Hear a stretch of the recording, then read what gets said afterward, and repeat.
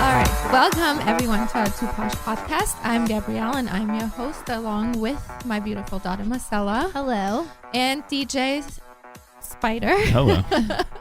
And today we have a beautiful guest that we love very much and we hold very dear to our heart. She is one of our Posh models actually, and it is Kyrie Barnes. Is it still? What is it? It's Kyrie Barnes now. Yeah. Okay. Yeah. Kyrie Barnes, who people listen to her story. I am so excited she's here, and she is brave enough to share her story. And her title of her show, I already have it, which I usually don't have it until we record it and everything. But she's turning her mess into a message today, and I like that too. she is going to tell us a little bit all about, like, where did you grow up? How did you grow up? Give us a short synopsis of like your childhood, teen years, and so forth. Oh dear. Growing up, it was, I would say, dysfunctional. My parents were together up until the age of 9, but there was a lot of arguing in the house, a lot of fighting, a lot of drinking. On both? On my dad's Okay. side.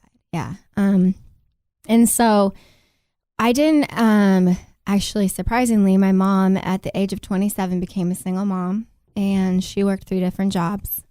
How many kids were there now? There was 2. It was me, who was the oldest, and then my brother, he's about 2 years younger than I am. And then he was just a little old guy when we were going through it. But my mom, bless her heart, she was having a hard time, so she would drop us off at my grandmother's house for months at a time. Months at a time. To the point, where at one point in time, my brother, would start calling my aunt mom. Oh, and wow. so going back to childhood memories, like I don't recall a lot with my parents, but I do recall a lot with my grandparents. So a lot with my mom's side and a lot with my dad's mom. Because we're, either with, in Idaho with my mom's side, or we were in Oregon with my dad's side. Oh, wow. So it was different states. Yeah. And so you wouldn't even see your mom. Well, I was littler. I do recall seeing her, but there's certain things that you kind of block out, I think, as a child. Most of my wonderful memories as a kid are with my grandmas. Just my grandmas. So it's funny because, a lot of people are like, what do you remember as a kid? I'm like, well, I don't remember a lot. I just remember spending a lot of time with each of my grandmothers. I did too, actually. Yeah. So wonderful, wonderful memories to have. It's just you wish you had better memories with your parents. Mm-hmm. Yeah. But, we went through a lot as kids. We did. We saw a lot of things that kids should not normally see. Like what? Just the whole abuse stuff, Your dad abused your mom? See, it's not like that. It's more like just the arguing between them, which can be abusive. Yeah, emotionally in your mind as a child, you don't know how to process that. Never did we see physical abuse, but it was just emotional abuse and not understanding why divorce is taking place and all of those things. And so I think the older we got, the more we became aware of the situation. And my mom was, she dated a lot of men. I think because she was lost herself, trying to find herself as a woman, and being married for so long, for almost 10 years, she just kind of wanted to figure out what made her happy. And I think she always needed a man. Mm-hmm. And growing up, seeing that, it's kind of like kids they're like sponges. Yeah, yeah. So they reciprocate everything that they're seeing, and you don't really understand that, until you don't understand until you're older. Until later, yeah. So when I got into my teens, I decided at the age of 15, because we moved a lot. That was another thing that was really, really hard. I can't even imagine I can't that, either. actually. We moved a lot. We went to pretty much 6 different schools in 5 years. So we were always the new kids. And I was always the new girl. So I struggled a lot, especially in high school, because girls were not nice to me. Like, because you're beautiful. Yeah. Oh, thank you. And, just I felt like, I never fit in. Mm-hmm. I never had the nice stuff, that kids had in school. Because my mom couldn't afford a lot, bless her heart. She worked really hard as a single mom. But I just, had hand-me-downs and a lot of things from the thrift store. And I was very grateful, don't get me wrong. But kids are so nasty. Mean. They're so mean and they're so judgmental. And they would just bring you down because if you didn't dress a certain way, if you didn't look a certain way, you were automatically placed in this category, which I think is so sad. Mm-hmm. So switching schools so many times and always being the new girl, it creates like this, almost just like this image problem with yourself. Like you have self-image issues. And I decided at the age of 15, when we finally moved back to Washington, I was like, I'm done moving. I've decided. I've decided I need stability. I'm in high school now. I don't want to be the new girl anymore. Like, I'm tired of girls treating me awful. I'm tired of, seeing my name written on bathroom stalls. What? Yeah, girls were horrible. What would they say? Do you remember? I do remember. I remember literally sitting down in the bathroom stall trying to pee, for God's sakes. And you're just like looking to your left and there's like this writing and it said, Kyrie is a bitch. And I was just like, whoa, I was a nice person to everybody. Like I got along with everybody. Like that's just how my mom raised us, make sure you respect people and treat people the way you want to be treated. Mm-hmm. And I really took that to heart, and that's how I was as a teenage girl. And I think it affected me a lot because again, it's that fitting in. You want to feel accepted, and not seeing my dad as much as I'd like to growing up. It takes a toll on you because you need that. Mm-hmm. You need that, and if you don't have it, it affects you as a woman. Right. And so I decided to live with my father at 15, and my brother lived with my mother because my mom and I weren't really seeing eye to eye at the time. And so that was interesting. That was very interesting because that's the time I kind of struggled with myself, and I was just lost. I was lost living with my dad. It was an interesting experience to say the least, Like in what way? Well, he's, we only got to see him like once, maybe twice a year. So the relationship was not like it would be if you saw your dad every day. Yeah. So that was now hard. a 15-year-old And you're trying girl. to build a relationship. Yeah, exactly. And so trying to come to him and, explain, I'm having a hard day. This is what happened to me. It doesn't really go over so well, especially when they're not understanding about you as a developing woman. Mm-hmm. I can't imagine that's difficult. It's very difficult. Mm-hmm. And so, I went through a phase where I became depressed and just lost myself, like I said, and, experimented early in drinking. And, I learned soon, probably by the age of 17, I got into a really abusive relationship with someone that I thought I was going to be with for a very, very long time. Well, I think that was because I felt accepted in a way, but the abuse kind of kept me at this victim mentality. What kind of abuse was that? It was extremely emotionally abusive, verbal abusive, not so much physical. I feel like the emotional is worse. Oh, absolutely. It destroys like who you are like as a person. And it's very confusing. Absolutely. It's very subtle at first. So I think the emotional is almost worse. Mm-hmm. Oh, absolutely. So, getting in that relationship, and I decided at 17 that this isn't me. Mm-hmm. I don't want to be this person that drinks and goes to parties. And I didn't do it all the time, but it was enough for me to be like, this is not who I want to be. Like, just because you grow up and you have your parents raise you a certain way or you're watching your parents do certain things does not mean that's who you are as a person. That doesn't define you.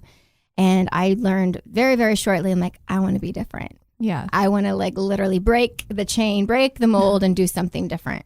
That's awesome. Yeah. And I lost all my friends. Okay, partying anymore. I lost all my friends because I wasn't partying. And I was just like, wow, really? that was a huge, like, it was a shock to me, because I was just like, why would you want to, like, not be friends with someone because you're not partaking in the party life? Well, that's your loss.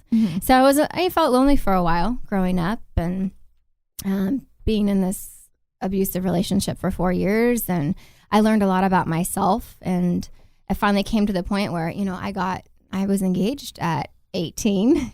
Oh, you got engaged? Yeah, I was engaged at 18 because I was like, this is my way out.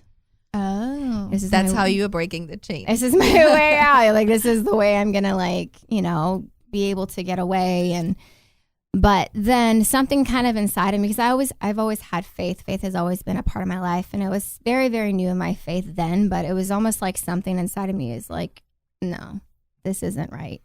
Like, monkey see, monkey do doesn't mean it's monkey right. You know what I mean? Like, it doesn't mean that it's right. It doesn't mean that you need to follow in the footsteps of the things that you've witnessed. And I ended that, and it was, you think in the moment it's the hardest thing you're ever going to do, but it was the best thing I ever did. And I decided at 18, going on 19, that I was ready to leave the nest. I was done. And I was ready to live my life. So I packed 2 suitcases, and I got in a plane, and I came to Texas. What made you pick Texas? My aunt. Oh, okay. My aunt. Yeah, she lives over here with my aunt and uncle. So you came to Dallas? I did. The same area that, yeah. Oh, wow. Yeah. Okay. And you had told her you wanted to move here, and she said, okay, okay. Yeah. It was kind of like, spreading your wings. There's no better place to spread your wings. I felt like I needed a restart, So I came here, and I was here for a while. I helped my aunt teach dance for 9 months, because she owned a hip hop dance ministry here. And so that was a really, really important time in my life, because I grew a lot, not only as a woman, but in my faith. And that's kind of, in a nutshell, like my youthful years. But well, Kyrie and I have matching tattoos, by the way. You do? Yes. Your wrist says, or her arm says, let go and let God. Let me see. And my rib cage says, let go and let God. Oh, yeah. Look at that. That was the first thing when I first met her. We had our little princess party or whatever. I was like, I have that same one. So I thought that was really cool. That is fun cool. Fact. Yeah. right? Fun fact. You never know. So take us, what happened next? So next season of my life, I was living here in Dallas, and How old are you now? 20, going on 21. Okay. Yeah. And I was currently seeing somebody at the time, and fell in love. Yeah.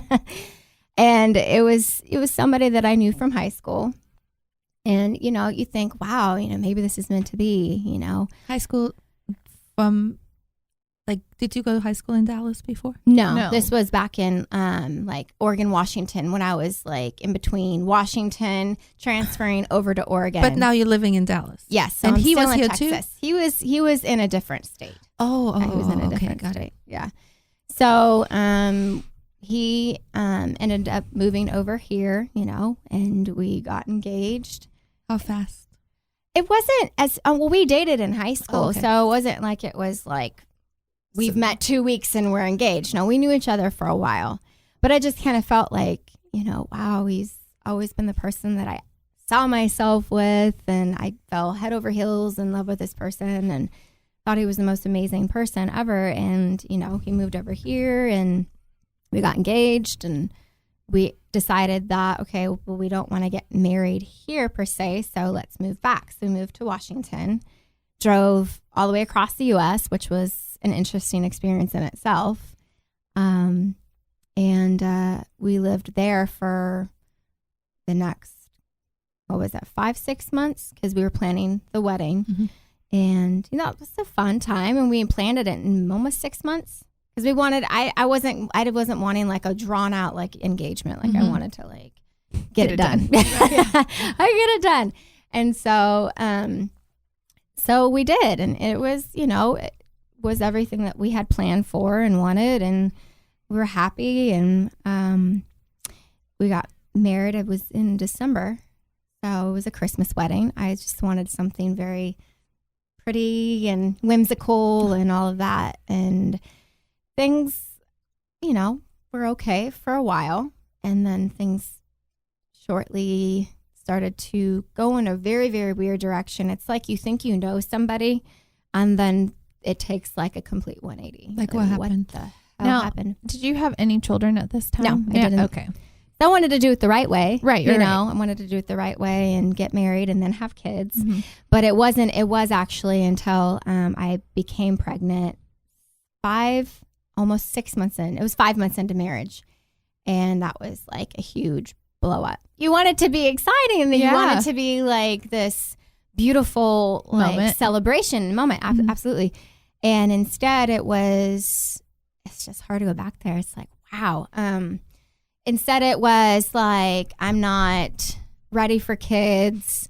Might want to told me that before we got married. It was, you got pregnant on purpose. This isn't my child. Yeah. Oh, I know.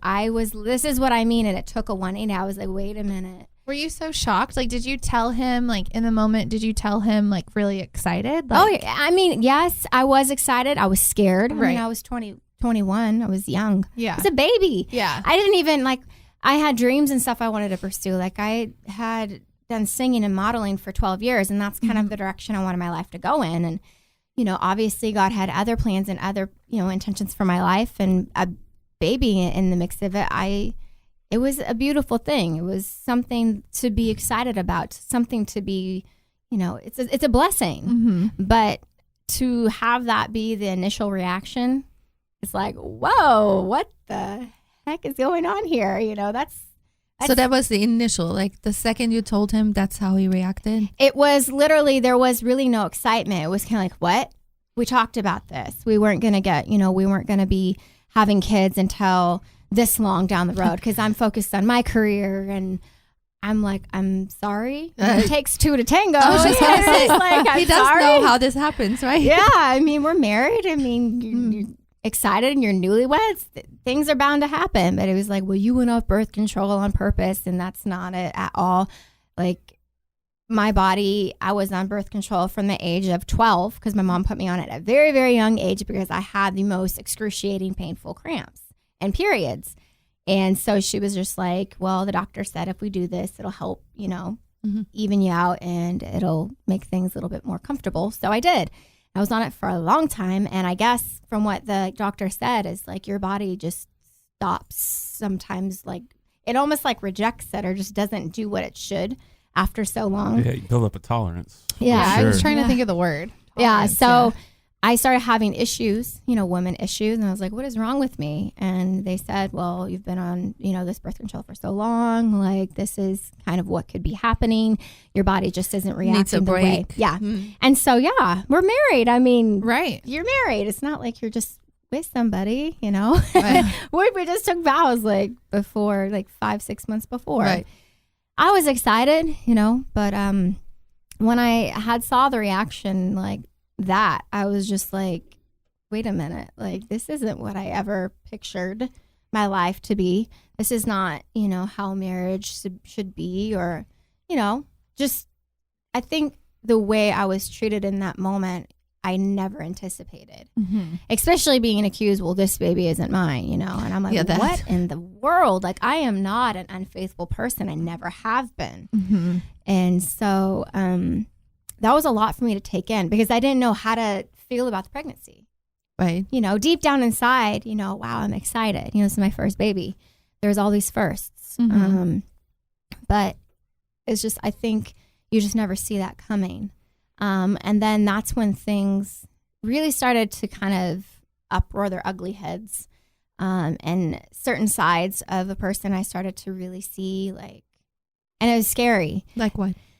Like, 3 months, into being pregnant, and, we'd take a trip, and we go to Vegas for the first time. This was my second time, because the first time I went for an audition, but the second time I couldn't do anything. I'm pregnant. So even being in the casinos as they were, they're so smoky, and you can't partake in anything. So you feel sick, and I'm already in this sick period of like, I feel so like nauseous, and I just kind of want to like do nothing. Yeah. But I tried to be a good sport about it. And I just didn't want to be around the smoke. And I think anybody in the right mind can understand that if you're pregnant. Mm-hmm. So it just wasn't until I had, I wasn't complaining. It was just like, I don't want to be in there. I don't want to go on this concealed. I don't feel good. I don't feel like it's good for my baby. Like, hello. And that sparked a huge argument. And I was told that I was an effing bitch because I didn't want to. Pretty much I was the bad guy because I didn't want to partake in the fun and the drinking. Obviously, I couldn't even drink. It's like, so why would you even say that to me?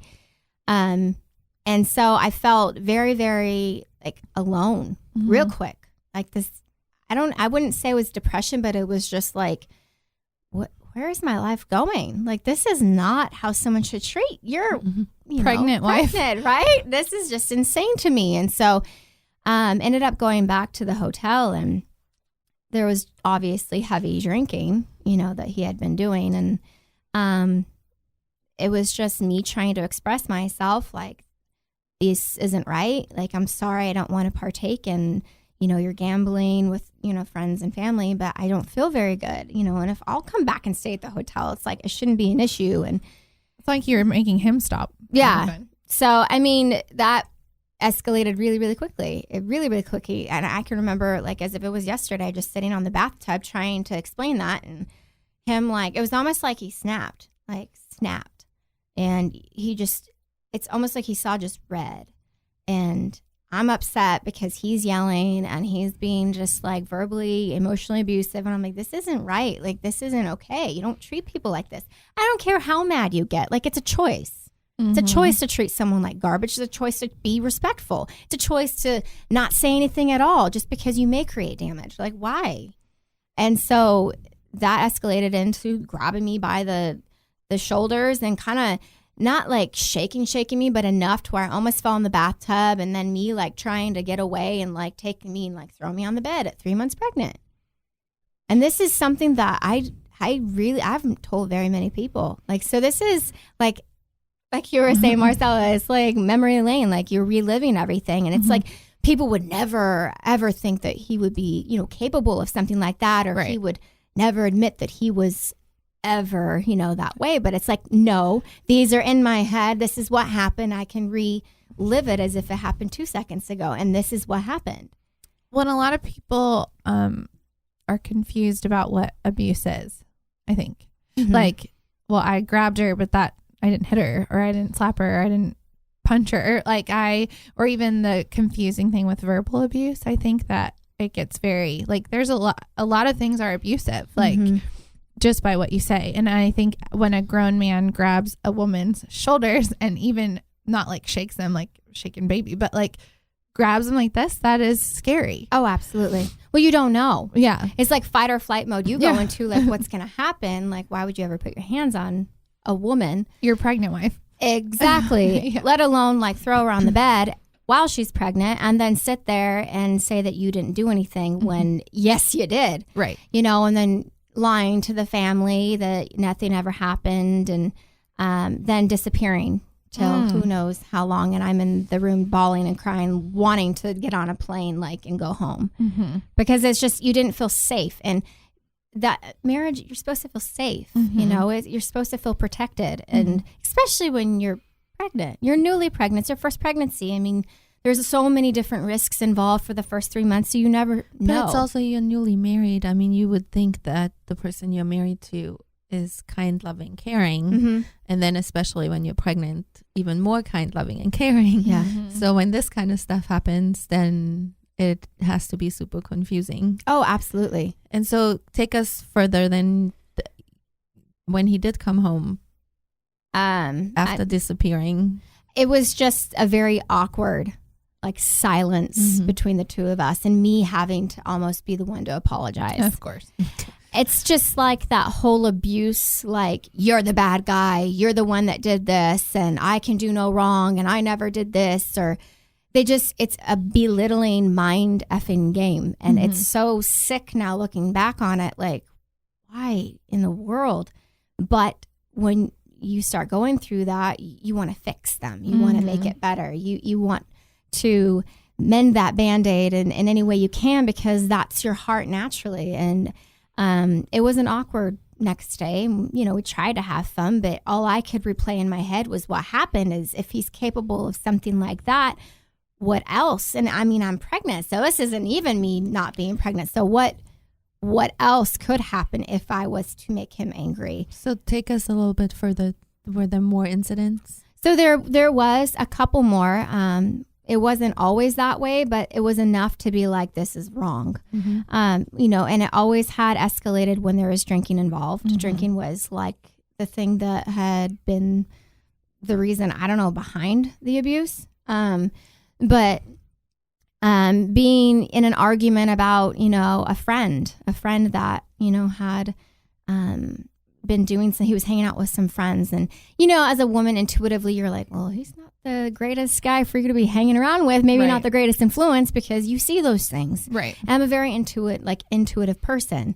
I'm a very like spiritual person too, so I can feel energy and stuff like that, and I have since I was little. But you know, drinking was involved, and I just said, I don't know, like, I just don't think it's a good idea. And that escalated into, again, like being pushed on the ground and almost hitting my head off a table, and then him freaking out saying, why did you throw yourself on the ground? It's like, why the hell would I throw myself on the ground? For fun.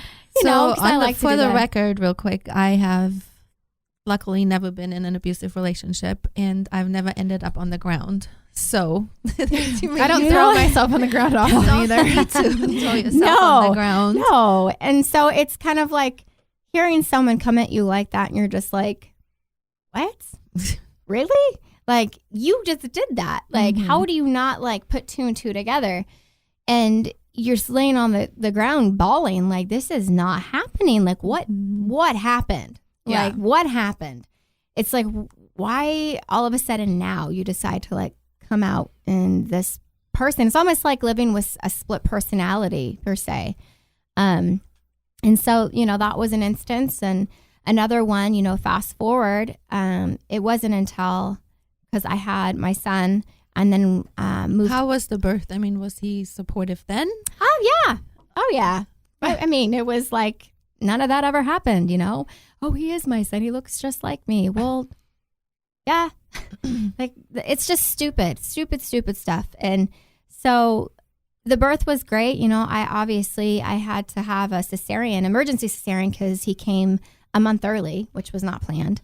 So it was scary, you know, but I think for the most part it was kind of smooth, considering it was my first big surgery, and that is scary at first for some people. But he was supportive at this point. Yeah, he was supportive. So then take us further. Like, did you get pregnant again? So I was trying, he was, let me see here, like tracking through my head.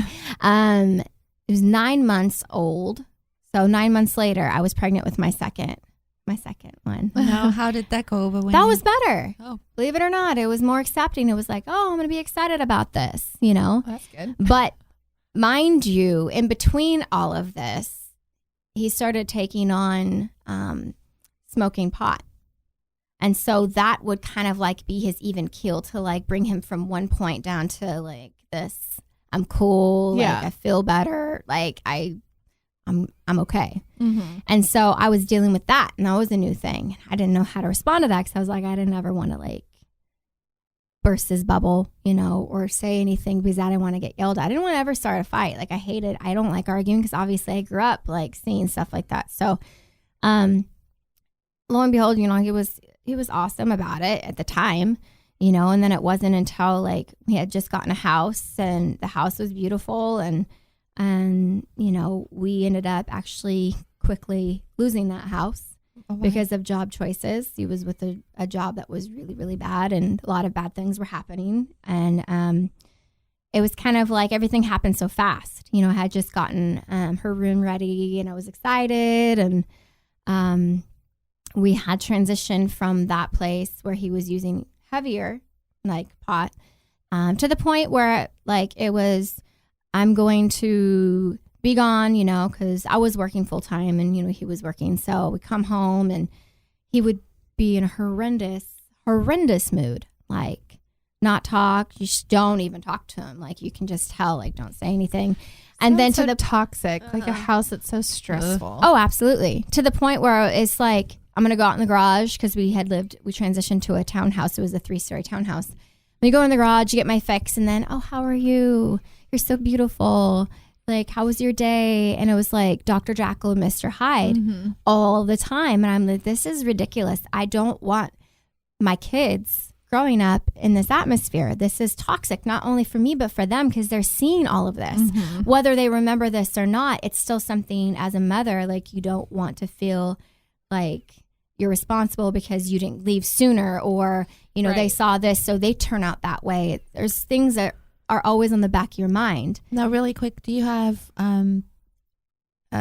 contact with your mom and your dad at this time? Like, do they see the grandkids? So yeah, they did. My mom actually was, she decided to live with us for a little bit. She was kind of going through some hardships in her life at the time. So I thought it was great to have my mom come in and help with the kids. And she could see it. And she would always tell me, this is not okay. You need to leave. Like, this isn't healthy for the kids. And then her and him would always argue, or he would call her certain things. And it was awful. It was awful. And the kids were part of this. Like, so you starting to realize, especially, I think it was the last week.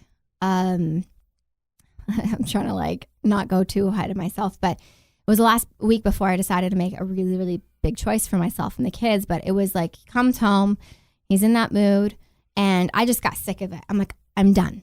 It's either me or the family. Like, it's either that or it's the family. Make a choice, because I'm not going to live like this anymore, and they're not going to grow up learning these things and seeing this. And so I was like, I'm so sick of this. I know where you're hiding it, because as a woman, you find things. Right. You're hiding it and you don't want to say anything. And the minute I said, I'm going to go in the garage and throw it away, it was like a stampede, like, came down the stairs, like, in 2 seconds, and was flying at me. And quickly I was pinned up against the back, like the garage door, and like almost held up against it. Don't you ever throw that away. And it was like looking into the eyes of a demon almost, just very demonic. And that's when I knew I can't do this anymore. Yeah. And that wasn't the straw that broke the camel's back, but that was like, you are so capable of hurting me, because if you're going to get upset about something that should be like the lowest of your priorities, right, then there's a problem. And I think it was not even a couple days later after that, we got in some stupid argument, because he was very like, he liked to start arguments. Almost, I don't know if he tried to like pick fights, you know? And I called him out on things too, because I was just at a place where I'm like, I'm done. I'm tired. Yeah. And he, there was so many things that had escalated up to that. And I just became to this no tolerance point. I'm like, I'm not going to do this anymore. And he was like, you know what? If you want to be done, just be done. And I was just like looking at him like, yeah, wow, okay. He's like, just get the fuck out of my effing life, you know? And I was like, okay. And he left, and I literally never looked back. I packed my stuff up as much as I could, the kids, and I called my grandmother, who lived, about 5 minutes away from me, and I told her what was going on. I said, I'm done. This is enough. This is toxic. This is abusive. Like, my kids have been through enough. They've seen enough. It's affecting them. It's affecting me. I've completely lost myself, as a person, as a woman. And how old are your kids? And how long had you been married at this point that it was over? And how old are your children? So I was married almost 5 years. Okay. And together almost 6. And the kids were 1 and 2. Okay. At this so point. Little. Yeah, so they're little. And so I literally packed my car up to the gills and was at my grandma's house, and we shared a tiny, tiny, tiny bedroom. And I put a crib in there, and my son and I shared a bed. And I filed for divorce, and I was like, I will no longer be the rug you wipe your feet on. Yeah. Like, you cannot treat people like that. And, of course, going through that, he was like, she had an affair on me. That's why we got divorced. And I was like, what? Oh, he said you did? Yes.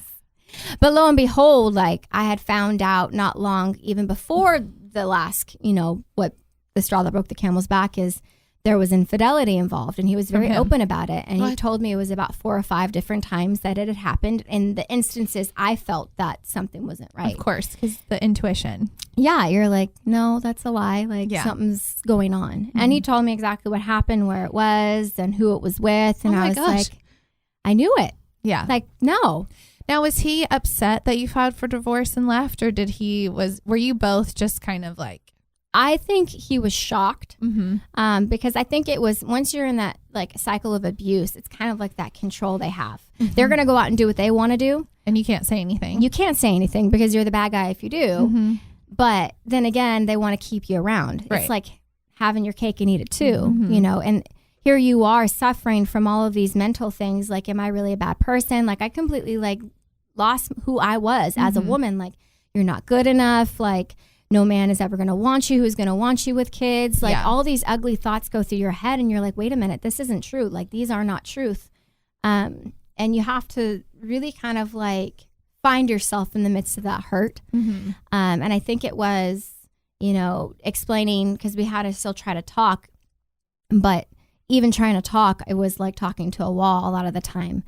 And I, started documenting everything from that point on.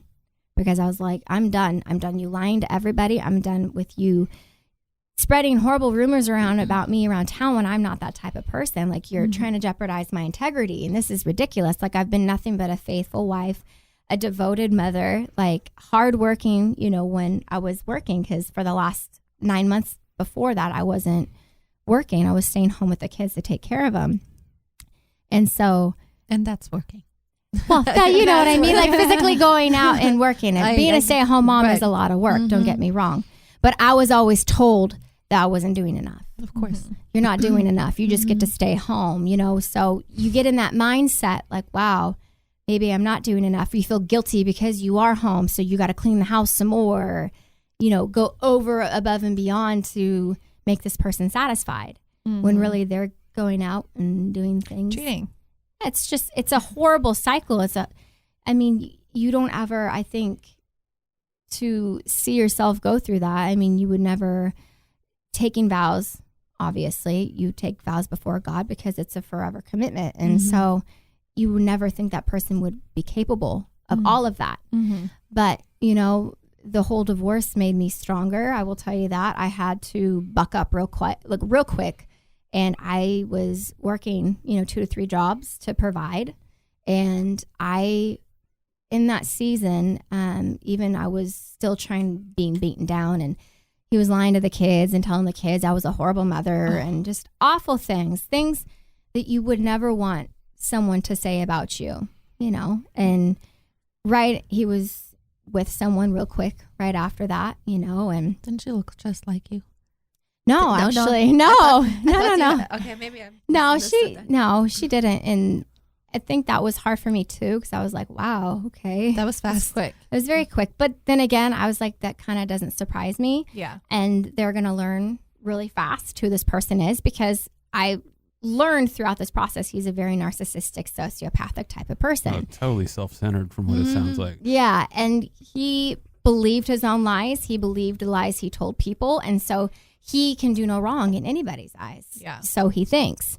Right. But it wasn't until I started to stand up and be like, no, this isn't happening. Like, I'm so sick and tired of your lies. Like, you need to start taking responsibility for the things that you've done and you haven't. Yeah. Because it's my fault all the time. But no, like, that's not going to happen from now on.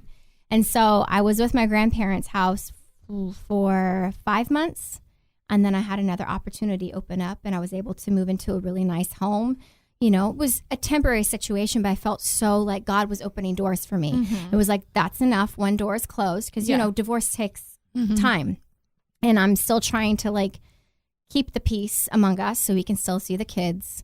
And I'm trying to focus on myself because it's hard. Yeah. It's hard. And then, we move into this house and one thing led after the next, and it was always something with him. It was always, this is my fault, you're doing this wrong, and you're a terrible mother. Or the kids would come home, and they would tell me that, oh, he said that that you don't love us anymore. My It's gosh. just like, I sit here and I've looked back on all my documentation because I would document everything daily because I really think it's so helpful. It's very important, actually. Everyone tells this today. Like if you're in a abusive relationship of any kind, to document. Because Absolutely. that helps a lot. Well, the crazy thing is you don't remember. Yeah. You don't remember. You do recall the big incidences, I think, but you don't remember maybe the little things that hurt. Right. And so going through pages and pages of documentation from 2011 on, it's like you're reading that and you're like, oh my gosh. It's way worse than I remember. Wow. No, absolutely. Because you're still in that abusive mindset of like, I don't know, like what happened and did I do something wrong? Did I make the right choice? Because you really question yourself through divorce. I ended up just like my parents, divorced, and I always told myself I never wanted to end up like my parents. And so it's hard. It's hard. But I think once I got this opportunity to move into this place, it was kind of like my time to shine and step up. And I was juggling. I was working for Mac. I had gotten an opportunity with them, and it was like the dream job for me. You love makeup. You're a makeup Makeup artist. artist. Yes, I love makeup. And it was hard. I had to interview 2 to 3 different times, to get the job, but I did. And I felt so blessed. So I was, working at that and trying to just be a better artist and provide, and then I was working on the weekends as a cocktail waitress at one of the country bars. So I was juggling. I'd work from like, whatever, 9 o'clock till like 10, and then go from the bars from 10 till like 2 in the morning. And this is all Dallas. Well, this was in Oregon Oh, okay. because we had moved back. Okay. Yeah.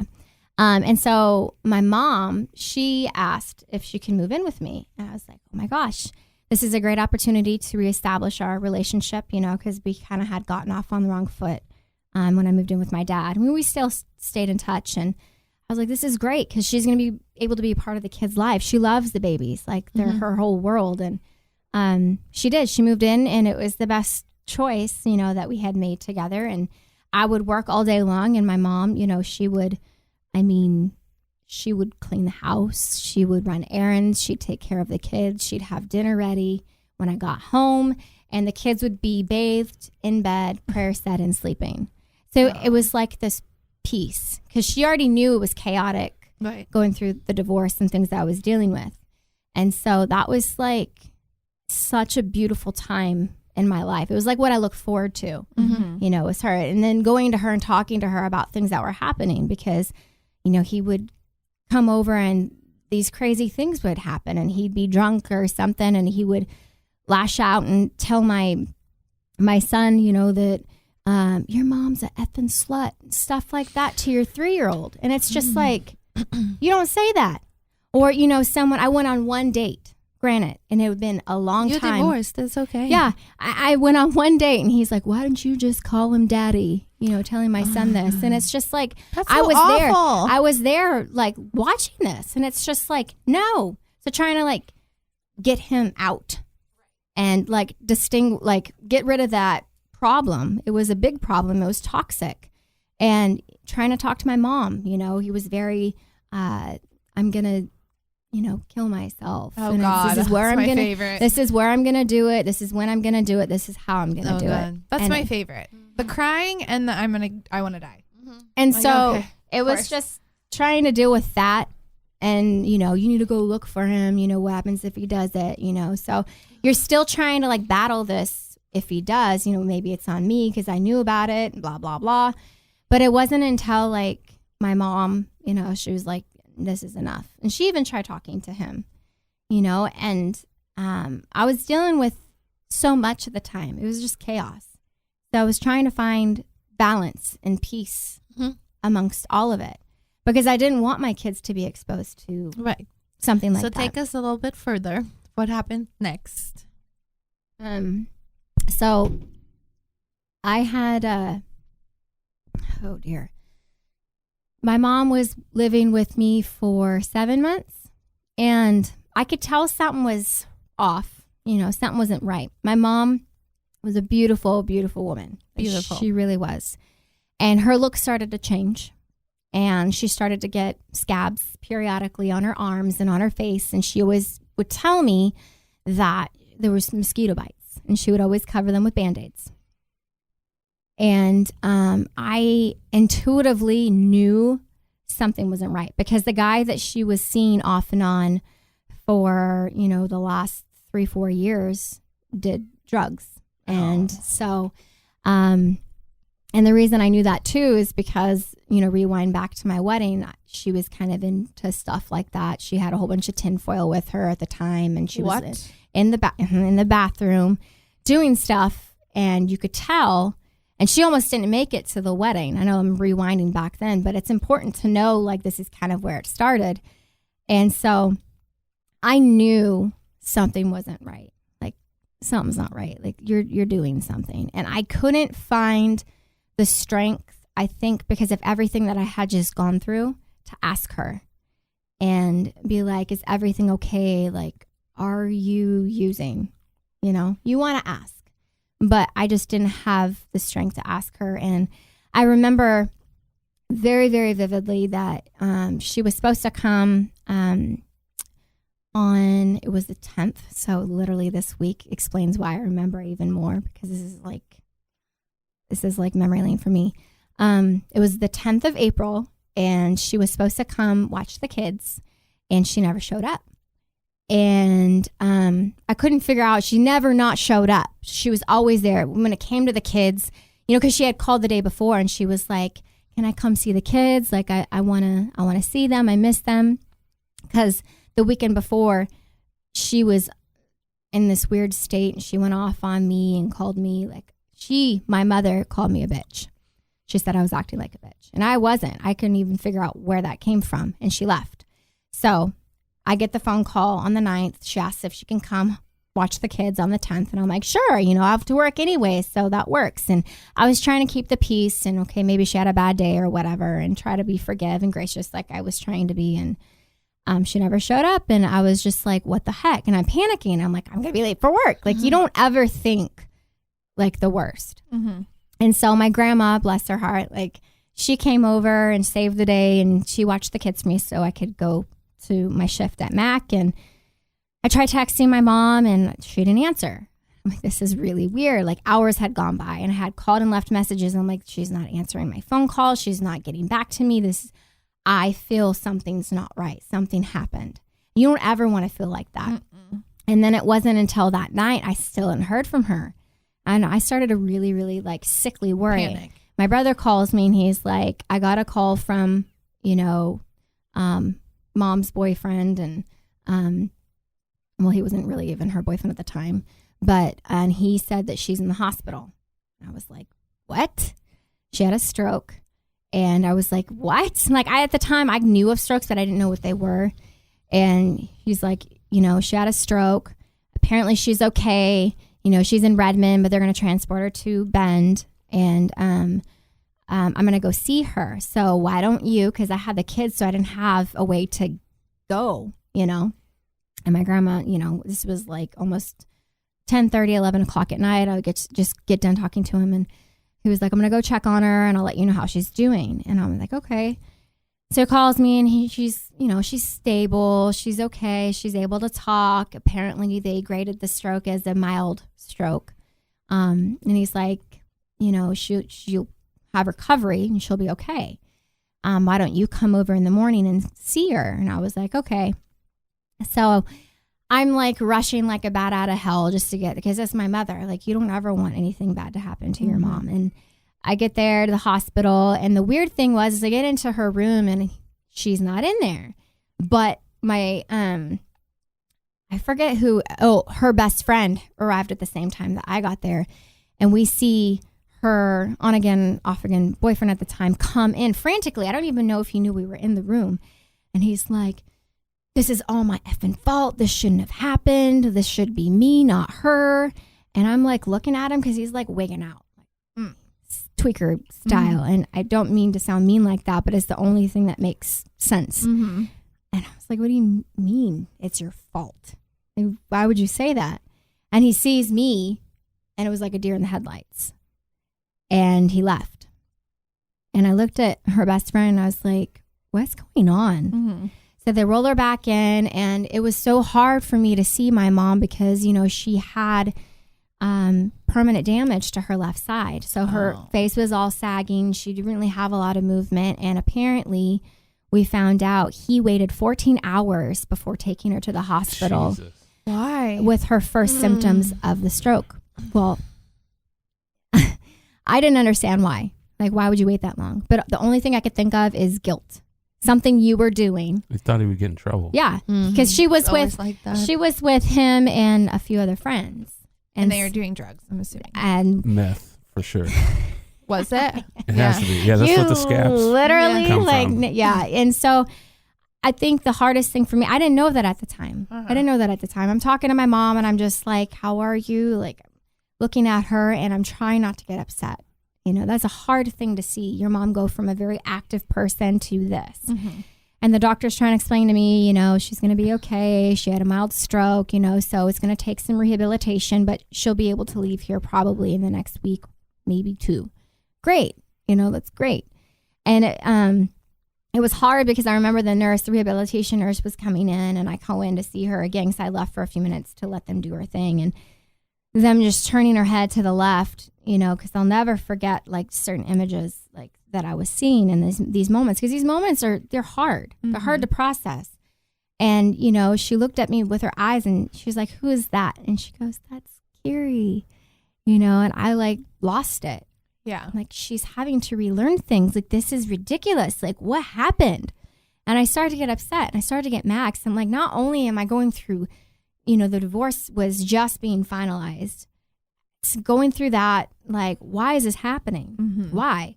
And my grandparents, her parents get there, and her boyfriend, he was very, very mad that they were there. Extremely upset that they arrived. And I had my kids come see her because that was her world. Mm-hmm. You know, I'm like, if anything, this is going to help her recovery. And so we're there, we're hanging out, and her boyfriend at the time, I don't even like saying that. I just want to call him you-know-who. He and my grandmother start arguing because my grandmother is like, as soon as she's out, we're going to take her, because they live in Idaho. And we're going to, you know, we're going to take her and we're going to get her back to health. He's like, no, you're not. I'm going to take care of her. My grandmother just went off. She's like, well, yeah, absolutely not. Like, you're the reason she's here. Like, this isn't happening. You're not going to have any responsibility when it comes to her recovery. And so he got mad. And then I remember very quickly the nurse said, okay, we have to give her a suppository, so can everybody please leave?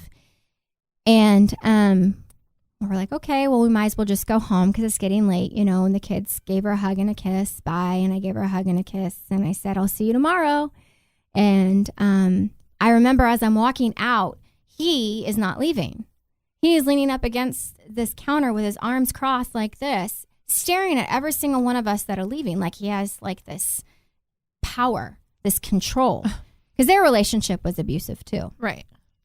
And he's watching. I'm like, why? He said, everybody, like, you ain't no one special. Like, she's my mother. If anything, I should be able to be in here, and her mother should be able to be in here. You need to go. Mm-hmm. And so he just stayed in there and watched us all walk out. And I just got this really bad feeling, like something's not right, because the entire time he was there, he would get in her ear and whisper things to her. He would never talk to her out loud. Never What? like speak to her out loud. That is He would get in her weird. ear and he would whisper, almost as if he was trying to keep something secret. And so it wasn't until that next morning, this was the 13th, well, actually it was the 12th of April. And I got a phone call from the doctor at 7:30 in the morning. And they said, is this Kyrie? And I was like, yes. They're like, the daughter of, you know, Kimberly.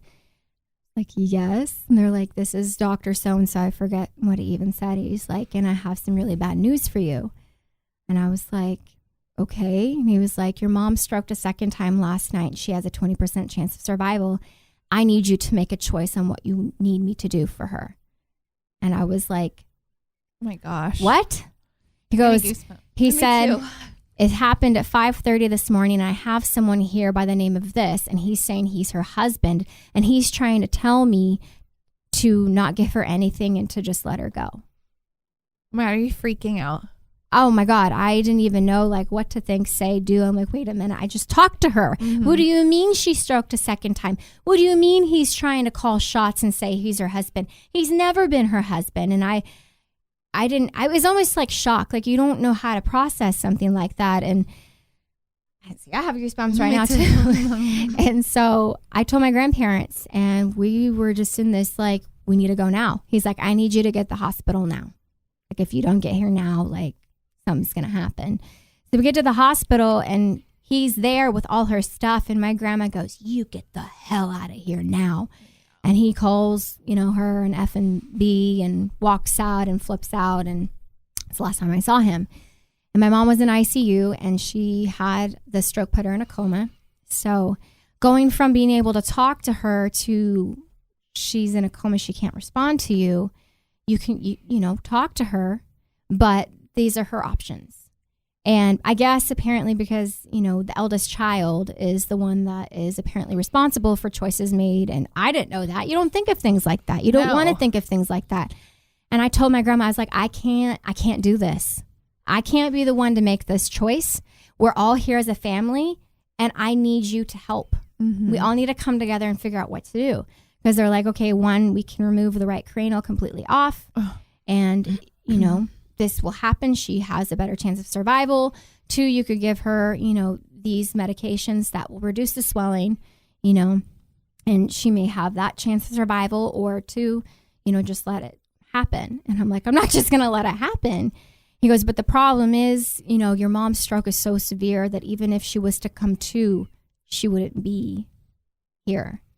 She wouldn't be able to do anything. What a hard choice like that you have to make that decision. Oh, absolutely. And hearing the doctor say that, I mean, these are things that you see on a movie, a television show. Like, you don't ever like put yourself in a situation like this. And, I went in there and I talked to her, and it was so hard because she's not awake. But anytime that I mentioned the kids' names to her, she would blow bubbles. So it's almost like she kind of knew, but she didn't. But you'd almost want her to like pretend maybe she hears you. And so I was tired. It had been a long day, and I knew that the doctors were taking good care of her. And the next day rolls around, and we're at the hospital some more, and they were going to move her up to the 3rd floor. And, cause they said the medication, may be working. And long story short, like, I remember my aunt calling me frantically, and you don't want to get a frantic call from your aunt. She's like, you need to get here now. Your mom they got her up to the 3rd floor. Your mom's not breathing well. That doesn't look good. And I'm thinking, what? Like, this isn't happening. Like, she was supposed to be okay. Like, this isn't happening. And so everything you could think of was stopping me from getting to the hospital. Like, you can't just get there to the hospital because you have cars in the way. You have slow drivers. You have blocked in by this person. And I remember like hauling into the hospital and just running as fast as my legs could carry me. And I get in the elevator, and there's my aunt. I'm like, oh my gosh. She runs into the room, and then I see just everybody around my mom just crying. I'm like, what's going on? Like, this is not happening. And people like part so I could get up to her left side. And I see my brother across from me, and I'm watching my mom. Like, she was almost like respirating. She wasn't breathing well. Like, she was shallow breathing, and she'd stop. And I was like, this is happening. Like, this is really happening. And my mom isn't going to make it. Like, those things were going through my head. So what would I say? What would I say? What would God want me to say? Like, I said, I forgive you, because the doctors had told us earlier that they found methamphetamines in her system. And that was probably one of the reasons why she stroked a second time. Had induced, the stroke the first time, but especially for the second time. And that's why I said, I forgive you. None of us are perfect. We all make mistakes. And I just said, if you need to go, go. And I kid you not, just looking at her, a tear from her left side of her eye fell down her cheek. And then I'm watching my brother, and I'm looking at her, and he's like, Mom, go be with Jesus. And a right tear came. No way. Yes. A right tear came from her right side. And it wasn't even 30 seconds later, she stopped breathing. And the nurse pronounced her, that she had passed. And I remember just crouching like a baby and just crying out, "Mama, like, why?" I just watched my mom pass away. Like, those are things you would never wish on anybody. Like, those are things that stick in your head, like the smells, the sounds, the everything. And I had to come to reality that she wasn't going to be here anymore. And when I said earlier, like, this is the week, her 6th anniversary is on Saturday. So these next few days for me are kind of like, whoo, they're reliving a lot. Yeah. It's totally reliving. But I do remember, like, after watching her pass, like, this peace came over me. It was the craziest thing to ever, like, experience. And it was almost like God was reassuring me, or even she was reassuring me, like, I'm okay. I'm okay. And it's like, that's so hard, because here she was helping me take care of my kids. We're reestablishing our relationship. She gets back with this guy. They do this, and this is the reason she's no longer here, because of drugs. And I was just like, this is just ridiculous. Like, I bet that's really hard, like, to think that your parent is on drugs. Oh, absolutely. You can't understand it either. Right. I mean, you have grandkids. It's very confusing. It is very confusing, and that whole week was, I'm telling you, when they say things come in threes, things were coming at me left and right. Like, 3 days after she passed, I'm trying to get the memorial together, and I'm trying to grieve, and I'm trying to tell my kids, all of these things. You don't ever, like, put yourself in those shoes. And I get a call, the house sold, because the house was, for sale. And so the house sold. You have 2 weeks to move. I'm like, oh my God, this is not happening. Like, okay. And then not even the next day, my dog gets sick. No. My dog I had for 8 years, that was like my baby before my babies. She gets sick, and we have to put her down. No. Yes. And watching her go through the same thing from breathing to not breathing, and my brother was there, it was just like, this is not happening. Like, what is going on with my life? This is ridiculous. And then, the ex coming in, and I was like, I have stuff I have to go do this weekend to take care of, so I still have a job. Unfortunately, there's things that were mandatory, and just being told that I was a selfish bitch. 3 days after my mom, in the midst of all of it, I was like, this is not happening. So I had to tell my brother, like, I need you. I need you. And he was my rock. My brother was my rock. And we got through it. It was hard, but we got through it, So I want to pause right there place. for this first episode. And I know I want our listeners to come back for her second episode, because if you guys think that was as bad as it gets, it's not it. No, it's not. So, and we do this at every show, and I know this is emotional and stuff, but sometimes we just need to just talk about something just for a moment. And we are going to go to our question of the day.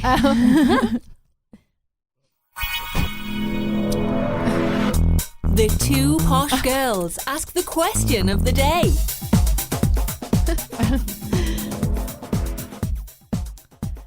Well, today's question of the day is, what is the worst job you have ever had? Oh, no. Is Kyrie going first? Does our guest go first? Yeah. First job. Oh my God. Wow. Damn good question. Worst job. You're gonna make me think back. I've done a lot of things. Oh my gosh.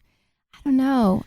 Why don't you? I'll tell you, I know exactly what my worst job was ever. I mean, I've had a couple that were worse, but this one was the worst. This in the time of my life where I was going through a divorce from Marcella's dad.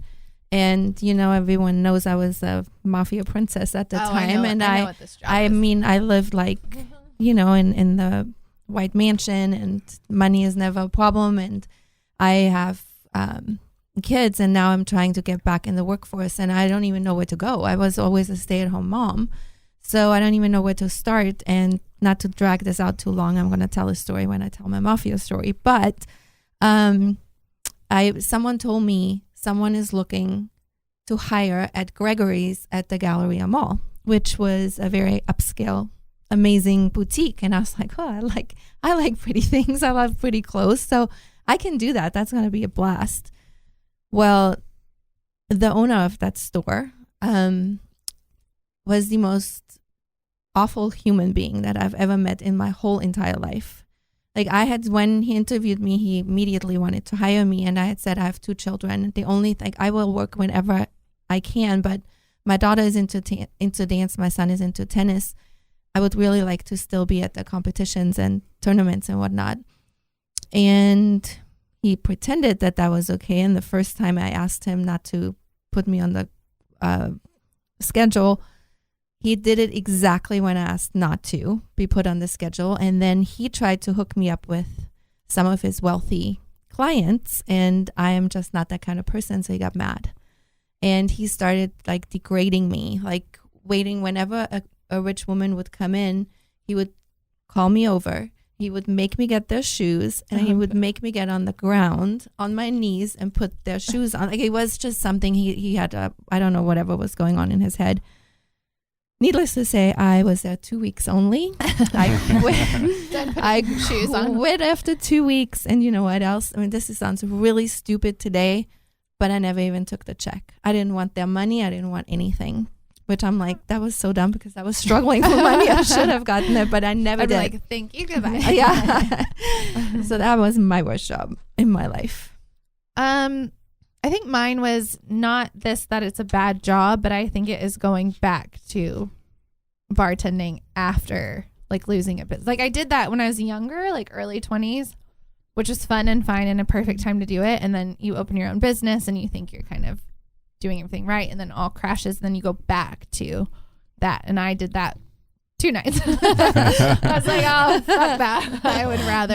I'll go back to teaching. And I mean, someone great gave you an opportunity, but there wasn't that. No, it wasn't that. It was the whole like, what am I doing? Like at my age, I shouldn't be going back. For some reason, female bartenders have a shelf life where male bartenders don't seem to. I agree with that. And I think too, there's some people who do it like as a career. Like I do know some female and male especially, like they have done it forever. They have great clientele. They actually make really, really, really good money, and they've built themselves up. But I think for me, it almost felt like, and everyone you're working with is very young, and you're like, I don't know how I got back here. Like, I feel like I went back 10 years. Oh, I'm so glad I'm in here now and not having to DJ for money anymore. It's just it is like hanging around kids all the time. Well, you're in that club scene, and then you remember, you're like, oh my gosh, I forgot that when it closes, you're still trying to kick out the drunk asshole, and you're like, please go home. And you're not getting home till 5 a.m. and the whole, cocktail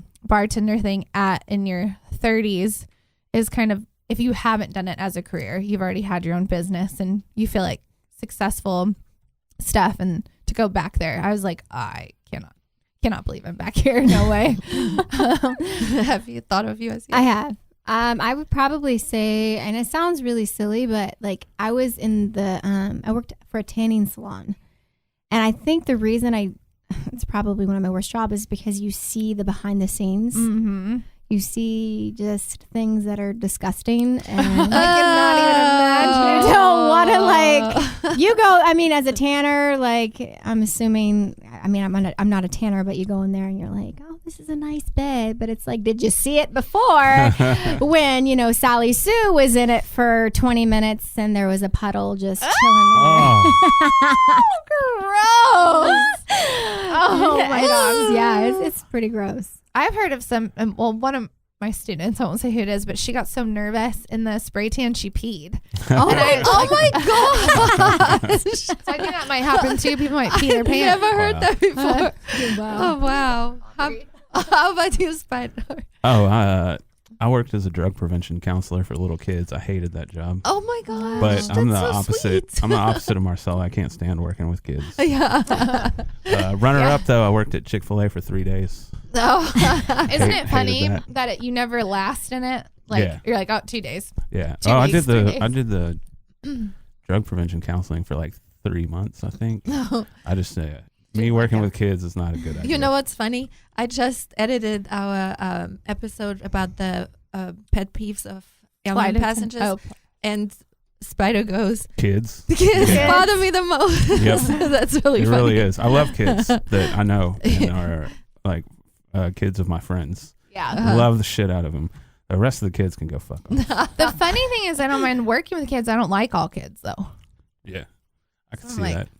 Go away. Work. Generally, I can separate work from personal, but when it comes to kids, they just drive me crazy. And I don't mind the kids at my work. I don't want to be around kids sometimes in like a normal, like, like Right. the play place at the mall. I'm like, ugh, go away. Good God, like I walk past. Like I'm around them so much, I don't want to be outside of that. Random. That's funny. Okay, time to call Miss Polly. Oh, All yay. right. Do we play Let's the thing first? no, let's get her on the phone Okay. first, and then We'll do it. once yeah. Yeah, let her hear it too.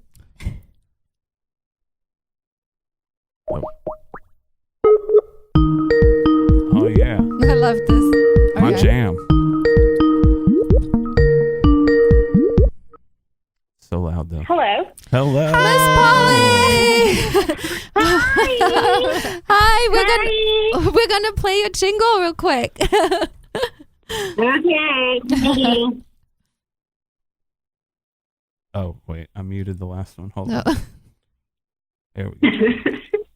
This is Penis and Pussy Talk. With Miss Polly. All right. Isn't that perfect? Oh my God. I love that she has a British accent. I know. This is Penis and Pussy Talk. Hey, Miss Polly, we wanted to ask you today about sexual abuse in marriage. What is that all about?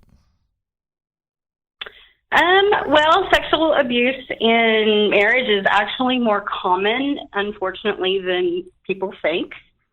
So that's when your spouse will use coercion or threats or withhold affection, withhold money to get something that they want sexually.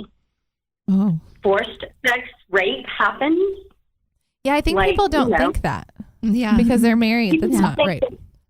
Yeah, it's not rape because, well, here's the thing. Like if I coerced somebody by bullying them and hounding them for something, and eventually either they say, yes, fine, here. So the guilt starts in that, oh, well, I did say yes, even though they were coerced or bullied to do it. Right. It's like a negotiator. Bigger, you know. Of course, absolutely. Manipulation, coercion. I'm going to not let you out of the house. I'm not going to give you any gas money because you won't give me a blowjob right now. Oh my gosh. So I'm going to be hateful to you because that's How- because you're not going to. I read this somewhere too where men just like try to have sex with their wife while they're asleep, which is like, What the hell? yeah, I swear to God, that's a thing. Like I need a participant, not a doll. What'd you say, Miss Polly? I said, well, yeah, sure. I'm horny. I have a heart on. I'm just going to slip it on in. You know? That doesn't even sound fun. And No, the it doesn't. poor like other Of course person, not. like that makes it even worse. Like this is the worst thing ever. Can't even imagine that. Well, Yeah. can you imagine? Imagine this, because this is an experience that I heard about from the person. The wife was undergoing cancer treatment, chemotherapy, radiation, the whole 9 yards. Not feeling her best, and yet her husband would demand continual sexual relations, regardless of whether or not she was sick and undergoing this horrific treatment. You know what, Miss Yeah. Polly? This sounds like almost like we should do a whole episode on this. What do you think? There's a lot of subject matter that could make up an entire show. Yes, I agree. I think we need to do that when you come back in town and have you on the show and do a whole episode on this. I think it's important. It's important for women to differentiate what's right and what's wrong. Well, and also I feel like what has happened to like men respecting like the woman, or like where, like we need to talk about that too. I mean, Absolutely. what is going on? I just feel like that's so just because you have a penis does not mean you get to demand what you do with my body. Yes, and let's talk about it in the religious community as well as being more prevalent. Oh, I bet. Wow, I can't wait to do that. And I thank you so much, Miss Polly. And I know you're moving. Happy moving. Yes, happy moving. And we love you. And we'll call you about 5 more times. Okay. Bye. Bye.